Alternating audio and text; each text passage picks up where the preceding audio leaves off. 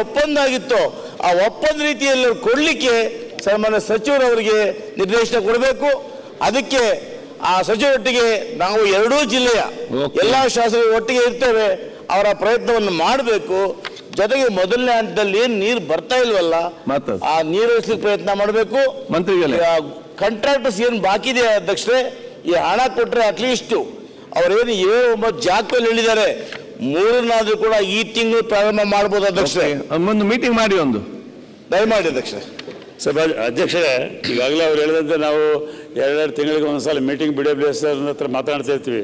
ಅವ್ರಿಗಿರ್ತಕ್ಕಂಥ ತೊಂದರೆಗಳು, SB problems, flow ಕಡಿಮೆ ಬರ್ತಕ್ಕಂಥ ಹೇಳ್ತಾ ಇದ್ದಾರೆ. ಪ್ರಪೋರ್ಷನೇಟ್ ಆಗಿ ನಾವು ಇನ್ಕ್ರೀಸ್ ಮಾಡಲಿಕ್ಕೆ ಈಗಾಗಲೇ ಸಂಬಂಧಪಟ್ಟಿರ್ತಕ್ಕಂಥ ಸಚಿವರ ಜೊತೆಯಲ್ಲಿ ಸಹಿತ ಮಾತನಾಡಿದ್ವಿ. ಆದಷ್ಟು ಅದನ್ನು ಸರಿಪಡಿಸ್ತಕ್ಕಂಥ ಪ್ರಯತ್ನ ಮಾಡ್ತೀವಿ. ಆ ಕಾಂಟ್ರಾಕ್ಟರ್ ವಿಷಯ ಹೇಳ್ತಾ ಇದ್ದಾರೆ, ಅದು ಅನುದಾನ ಲಭ್ಯತೆ ಆದ ಮೇಲೆ ಅವ್ರಿಗೆ ಪ್ರಯಾರಿಟಿ ಮೇಲೆ ಕೊಡ್ತಾರೆ. ಪುಟ್ಟರಂಗ ಶೆಟ್ಟಿ ನಂದಿಗೌಡರು ಮತ್ತೆ ಸನ್ಮಾನ್ಯ ಸಭಾಧ್ಯಕ್ಷರೇ, ಚುಕ್ಕೆ ಗುರುತಿನ ಪ್ರಶ್ನೆ 85ಕ್ಕೆ ಮಾನ್ಯ ಜಲಸಂಪನ್ಮೂಲ ಹಾಗೂ ಮುಖ್ಯಮಂತ್ರಿಗಳಲ್ಲಿ ಉತ್ತರವನ್ನು ತಮ್ಮ ಮುಖಾಂತರ ಕೇಳಬಯಸ್ತೀನಿ. ಅಧ್ಯಕ್ಷ, ಉತ್ತರವನ್ನು ಒದಗಿಸಲಾಗಿದೆ.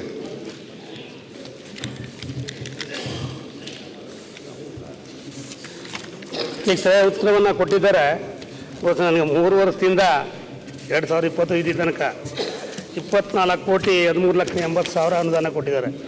ಕಳೆದ ಬಾರಿ ಕೇವಲ 27 ಲಕ್ಷ ಮಾತ್ರ ಕೊಟ್ಟಿದ್ದಾರೆ. ನನ್ನಲ್ಲಿ 2 ಡ್ಯಾಮ್ಗಳಿದ್ದಾವೆ, ಒಂದು ಸುವರ್ಣಾವತಿ, ಇನ್ನೊಂದು ಚಿಕ್ಕಹೊಳೆ ಡ್ಯಾಮ್ಗಳು. 2 ತುಂಬುತ್ತವೆ.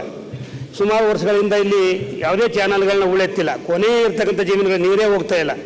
ದಯಮಾಡಿ ಮಾನ್ಯ ಮಂತ್ರಿಗಳು ಹೆಚ್ಚಿನ ಅನುದಾನ ಕೊಟ್ಟು ಈ ಎಲ್ಲ ಉಳನ್ನು ಎತ್ತಿ ಕೊನೆಯ ಜಮೀನುಗಳಿಗೆ ನೀರನ್ನು ಕೊಡುವಂಥ ವ್ಯವಸ್ಥೆ ಅಂತ ಮಾಡಿಕೊಡ್ಬೇಕು ಅಂತ ನಾನು ಪ್ರಾರ್ಥನೆ ಮಾಡ್ಕೊಳ್ತೇನೆ. ಸರ್, ಭಾಳ ಕ್ವಶನ್ ಮಾತ್ರ ಭಾಳ ದೊಡ್ಡ ಕ್ವಶನ್ ಹಾಕಿದ್ದಾರೆ, ಬೇಡಿಕೆ ಮಾತ್ರ ಭಾಳ ಚಿಕ್ಕದಿದೆ.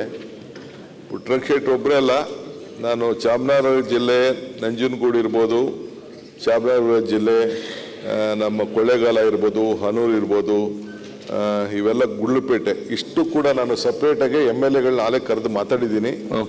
ಅವ್ರಿಗೆ ಗಮನ ಹರಿಸ್ತೀನಿ. ನನಗೂ ಗೊತ್ತಿದೆ, ಲಾಸ್ಟ್ ಟೈಮು ನಾವು ಸೇರ್ಸೋಕ್ಕಾಗಿಲ್ಲ. ಈ ವರ್ಷ ಒಂದು ಪ್ರತ್ಯೇಕವಾದಂಥ ಈ ಒಂದು ಬೋರ್ಡಲ್ಲಿ ಅಲ್ಲೇ ತೀರ್ಮಾನ ಮಾಡಿದ್ದೀವಿ. ಈ 4 ಕ್ಷೇತ್ರಕ್ಕೂ ಕೂಡ 5 ಕ್ಷೇತ್ರಕ್ಕೂ ಕೂಡ ಅಕಾಮಿಡೇಟ್ ಮಾಡ್ತೀವಿ. ಸಿಮೆಂಟ್ ಮಂಜು